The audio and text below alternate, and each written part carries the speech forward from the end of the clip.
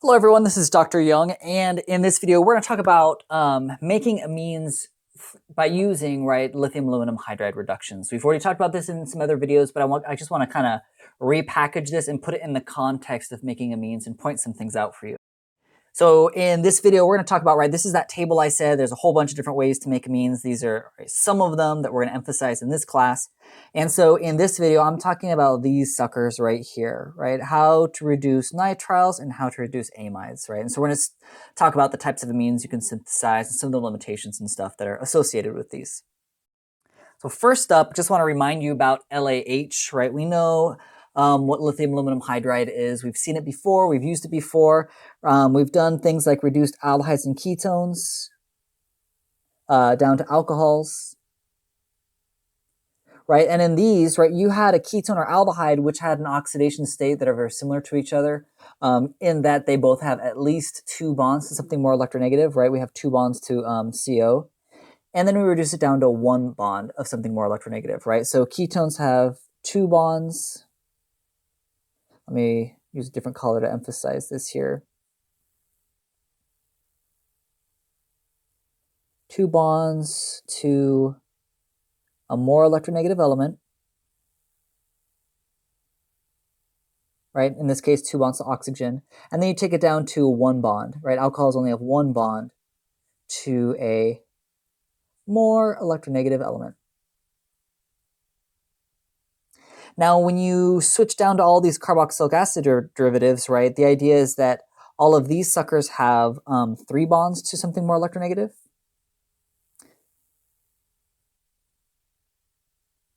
I don't know what happened there. There we go.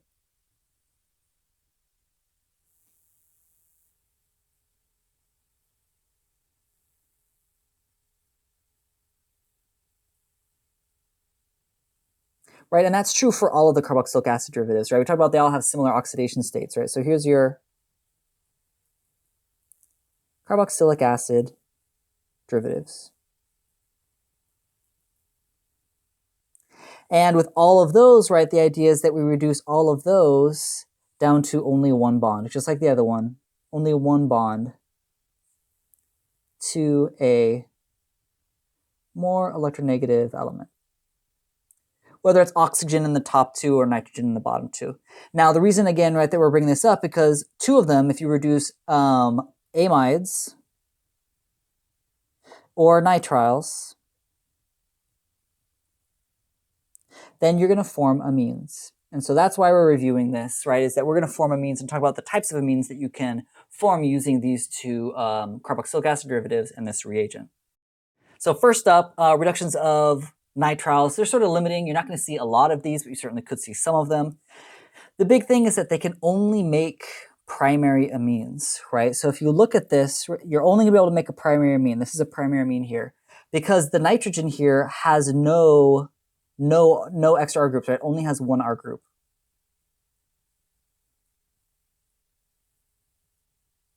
It only has 1 R group. So I know that it's not going to have something that's there's not going to be an extra ethyl or methyl or something sticking off of that. And if you look at your LAH, if you remember, if you go back and review those videos or look in a book or something, the LAH attacks here, you end up putting 2 hydrogens on here. So your substituent must always start with the CH2, That right here is going to be a CH2. And that's going to be true for all of your reductions of nitriles, They're only going to give you primary amines, and that substituent is always going to start with the CH2. So that's kind of the limitations. Or another way to look at it is it's something to look for if you think you might be reducing a nitrile. So if I look at these possible amine targets down here, So first I'll just look at what type of amine is it. This first one's a primary amine, so that's good. This one's a secondary amine, that's not good. Next one is a tertiary amine, can't do that. Next one's a primary amine, that's okay. And the third, or this very last one here, is also a primary amine, so that seems okay. They only have NH2s. You're always going to form an NH2 when you reduce the nitriles. Now, the other piece of this, like we were saying, is that the group coming off of it must start with the CH2. So that's good for this one, That's the CH2, so that checks out. So this one would work. Yes, this would work. We already said this one wouldn't, this one wouldn't. The next one, this benzyl amine here, that would work, Because that's a CH2. So that would work. And then lastly, this one, that is not a CH2. So this you cannot make by reducing a nitrile, right? That carbon right there that it's attached to needs to have picked up 2 hydrogens from the attack from LAH. Otherwise, there could not have been a nitrile there. So if I wanted to look back here and say, well, okay, well, what nitrile did this come from? This one, this very first one over here, must have come from something that looks like this. So here's my wedge, and then there was a nitrile here, right? So if it came from this nitrile, let me clean that up a little bit.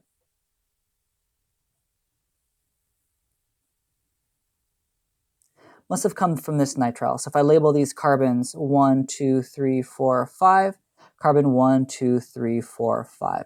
So if I took that nitrile, added LAH, I'd reduce it down to that amine. That's how I could get that to work. Let me fill in my wedge here for you all. So we said the next 2 don't work. For this benzylamine one, that could have been just this, right? If you did LAH reduction on that, you would have gotten that benzylamine. That would have worked. And then last we said this other one, the aniline won't work. All right, so you can also want to start thinking backwards for these. Now, some notes about reducing these nitriles, right? A versatile way to make amines. Did I switch this note? I think I did. This is not a versatile way to make amines. Just kidding. Ignore that. It only makes, the problem is that you can only make primary amines. Right? It only makes primary amines. You also want it, so that's kind of a limitation, right? You also want to make sure that you don't use this method of making an amine if you have some other functional group that could be reduced. So like if you had an ester or an aldehyde around, or even epoxides or something like that, you'd want to be careful with. And then another note here is that this is useful. Let me make a note here. This is useful if you find that you need to add 1 carbon, right? 1 carbon and make a primary amine, right? Because what you could do is you could end up doing something like first add sodium cyanide to something that has like, some good leaving group on it, and then second step doing this whole LAH stuff. Because then what you'll end up doing is you'll have a new carbon and then the NH2, right? Where all of this stuff, right, the cyanide would have come from this, thus adding an extra carbon. So that's something to kind of keep in mind. That might be useful, and I'll try to show you an example of that later. Now, I see I did switch this up. Silly me. I'm going to erase this note before I even get to it. Tick, tick, tick, tick, tick, tick, tick. So reductions of amides, though, amides, they are nice because you can make a primary, secondary, or tertiary amine. It doesn't matter which kind you make. So in this example here, primary, secondary, tertiary, right? I have an amide here. It's a secondary amide, and I'm going to end up making a secondary amine. Right. So right off the bat, whatever groups were on that nitrogen, they stay on that nitrogen. I can start with a tertiary nitrogen at the very beginning and end with a tertiary nitrogen at the very end. The limiting thing, though, is that at least one of those substituents must start with the CH2, and that's for a similar reason as with the previous one, right? These hydrides, you're going to end up having 2 basically attacking that carbon right there. So there needs to be 2 hydrogens attached to that nitrogen, right? This has to be a CH2. And it just has to be 1 substituent, right? You'll notice that the other substituent on this nitrogen is an isopropyl group. That can be whatever you want. It's just where the carbonyl was, the C-double-bond-O, now it needs to have 2 bonds, 2 hydrogens. So you got to have at least 1 substituent with a CH2. So again, if I look at this suite of possible amine targets down here, I'm not going to limit anything by what type of amine it is, because it can be any type of amine, right? We've got a primary and another primary and a secondary and another primary and a tertiary, right? So really any of these is fine because there's no real limitation there. And 1 substituent must start with the CH2. So that works fine for this one, right? Because that's a CH2, so that's okay. This one cannot work, right? Because that's a CH. So this one is not an option. I cannot use an amide, I cannot reduce an amide to make this amine because there was supposed to be a double bond O there and there's no way I could have had that. This one is fine because either one of these has a CH2. Now this one's on the right-hand side is a CH3, but that's fine. It could have been like a formamide or something like that. And here we have another CH2, so that's fine. And here, same thing, all of these, any of these would have been fine, right? That has a CH2, that has a CH2, that has a CH2. So you just need at least 2 hydrogens on that carbon. You could have made an amide. So the only one that I'm going to X out here is this one. This one can't be it because it has too many carbons at that point of attachment. Right, like I can't, just to be clear, to make sure you're understanding what I'm trying to get across here. If you try to make this from an amide, the amide would have, so I'd have those 2 carbons there and a double bond and the NH2, right? And clearly that's a problem because you can't have 5 bonds, right? That's the issue, right? So I can't have a carbonyl there and those 2 carbons. That's the problem. What did the amide look like to make these? This one, pretty certain, you just put a carbonyl where those 2 hydrogens were. That's really all you got to do. And so this is the only amide that could have made that. Here I said that there were 2 possibilities, right? You could have had the carbonyl on the left-hand side and from reduce this amide, that would work. Or you could have had it the other way. That would have been fine too. Right? If that's a hydrogen, you could have made it from that one, right? You could have had ethyl formamide, would have made it too. Either one, you would have gotten that secondary amine. This one must have been this molecule, right? Again, just put the carbonyl there. And then lastly, I'm not going to draw all 3 of these. Well, because 2 of them are the same. I'll just pick one. But right, you could have made this multiple ways. You could have done that one 2 ways. I'm just going to draw one. Right, I could have had the carbonyl there and then done my LAH reduction to make that product. And like I said, you could have had the carbonyl up top where that methyl is instead, and you've gotten the same product. So I can use this, as you can see, right, there's a wider range of possible amines that you can make by reducing an amide. And then notes here, right, I tried to black this out. Ignore this, I had those switched. But I will add the note that it's a pretty versatile way to make amines.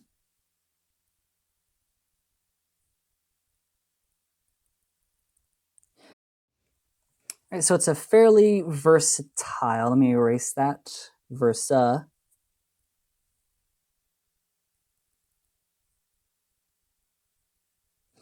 way to make amines. Right, there's a lot of different ways that you can make them.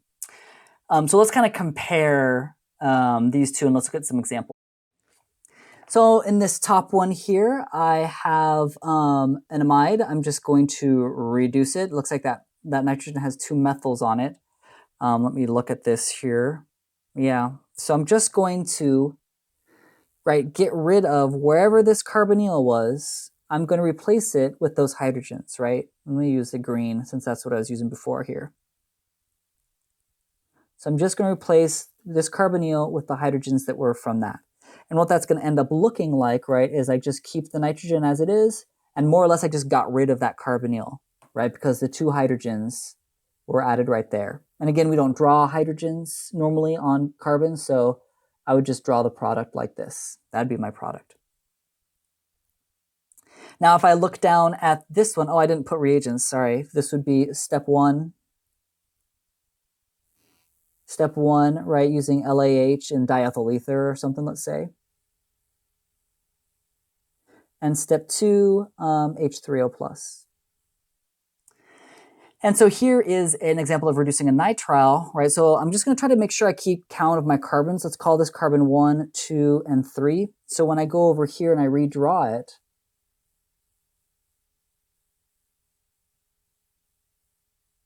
I've got carbon 1 sticking off here. 1, 2, 3. And then I can draw my NH2 coming off of it to get my product. And again, the angles and stuff don't really matter, but I just want to make sure I get all of my carbons because that's really easy to lose. Now this would be a good spot to just kind of pause, see if you can do these last 4 on your own. The third and fourth one are just fill in the box, and then the last 2 involve a couple steps, so they're slightly synthesis-like. So go ahead and take a pause.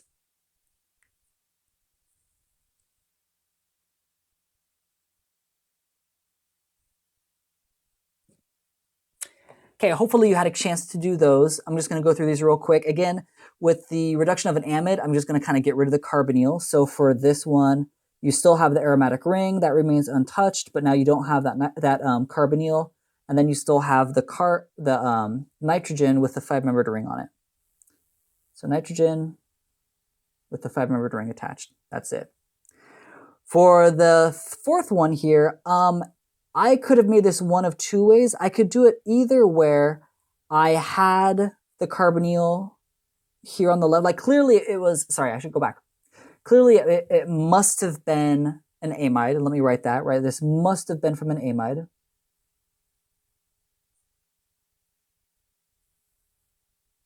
Because this is a secondary amine, right? And I know that amides can create secondary, tertiary, or primary amines, right? And reducing a nitrile can only produce a primary amine like we have up here in the second one. So I know that I didn't have a nitrile in this first box. It must have been an amide.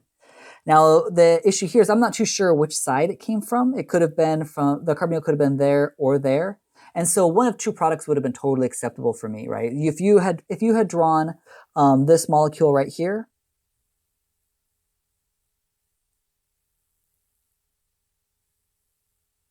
that would have been totally acceptable. Reducing that amide would absolutely have given that product.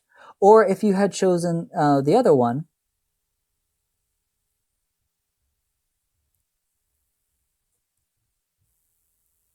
where I have a nitrogen, and then the carbonyl was there, that also would have given you the same amine. So either one of those would have worked. I would have accepted either one. Both of those amides would give you the same amine.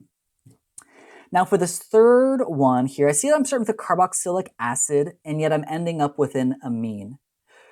So since I already have a carboxylic acid and I end up with an amine, again, probably through an amide, right? I know that I can turn a carboxylic acid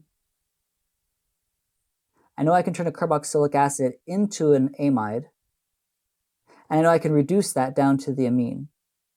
And if I take a look at this, the number of carbons, 1, 2, 3, 4, 1, 2, 3, 4. Yeah, it seems like the nitrogen is going to be attached to what was the carbonyl there. So I just need to make that amide. I need to make an amide so that I had, at some point, a double bond O here to reduce down to that amine. So what I'm going to do is I'm going to make the amide. Again, this is back to the carboxylic acid stuff. I know that adding nitrogen just to carboxylic acid itself is not very easy to do, and I'm not going to get a great yield. So what I'm going to do instead is, step one, I'm going to do the whole SOCl2 business, maybe add a little pyridine. That's going to give me the acyl halide. Then I'm going to go ahead and add this amine here. So the nitrogen with an H and a methyl, and this allyl piece, this sort of CH2, and then the alkene. So that'd be a CH3. And I've actually run out of room here. Poor planning.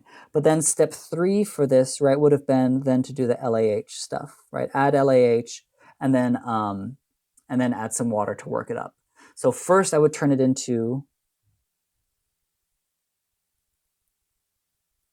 this. Then adding that amine would have turned it into this. And then adding LAH would have turned it into that. So that's kind of the 3 steps I was envisioning. Now, if I take a look at the last one here, I've got 1, 2, 3, 4, 5 in kind of a long chain. And I would go 5, 4, 3, 2, 1. Uh-oh, extra carbon.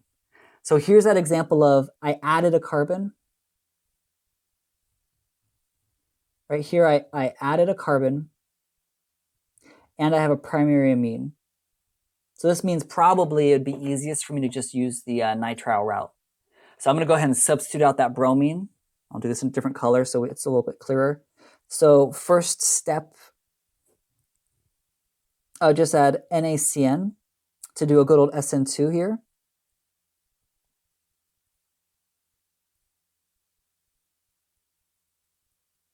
So now I've added 1 carbon. Now I have the nitrile. And then step 2, right, do the LAH. Step 3, H3O+. Right, that's going to give me that amide. I've added that extra carbon. And again, let's just double check. So this was 5, 4, 3, 2, 1. That's my new carbon that I'm adding. So it looks like I'm good. So here's just reviewing, right, basically two reduction types, reductions of amides, reductions of nitriles in order to make amines. And so in the next videos, we'll talk about new novel ways to make amines. Do some practice. Happy studying.